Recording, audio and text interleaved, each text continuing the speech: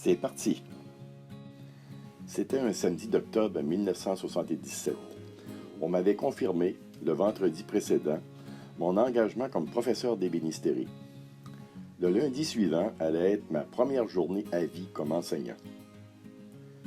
J'aurai 15 personnes sous ma responsabilité pendant 1500 heures.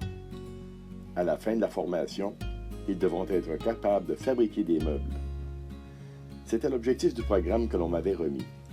D'ailleurs, mon programme ne comportait que cet objectif.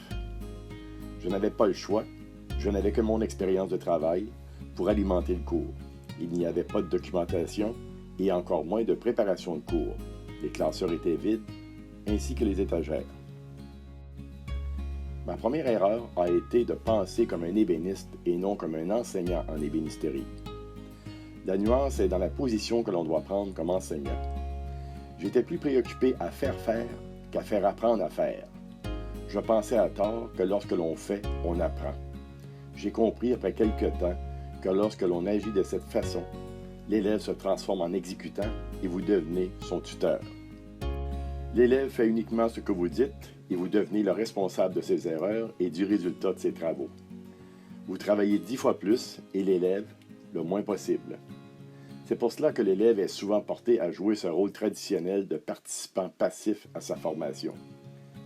C'est ce qu'il a le plus souvent développé lorsqu'il était à l'école traditionnelle et spontanément, c'est ce qu'il sera porté à faire si l'on joue le rôle du professeur transmetteur, c'est-à-dire de maître. Pour changer l'élève en apprenant, il faut que je change mon rôle d'enseignant. Une nouvelle façon de voir la situation, c'est que l'élève devienne le premier acteur de ses apprentissages. Mon rôle d'enseignant devient celui d'un metteur en scène ou encore mieux, le rôle d'accompagnateur. Le participant à une formation est souvent réticent à prendre l'initiative et à s'impliquer.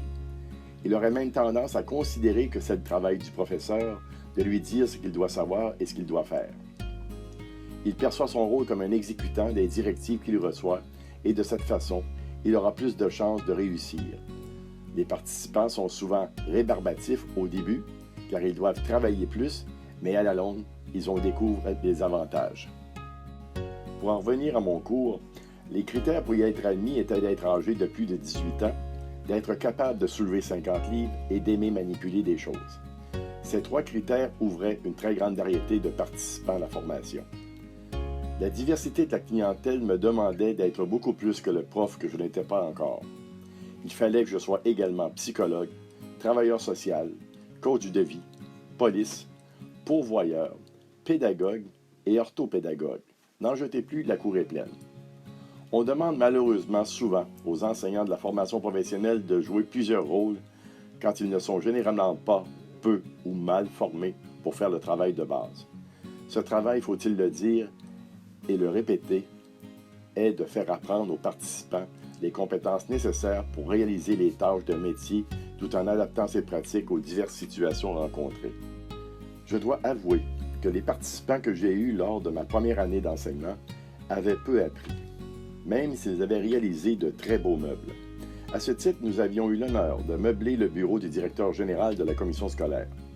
Lors de la livraison, les journalistes étaient là, les commissaires également, le directeur général, etc. Ma photo, celle de mes élèves et des meubles ont été présentées pour démontrer la grande réussite de mon cours. Pour l'aspect production, l'année avait été excellente. Pour l'aspect apprentissage, elle avait été déficiente. Au lieu de prendre le rôle d'un enseignant, j'avais gardé mon rôle de chef d'atelier.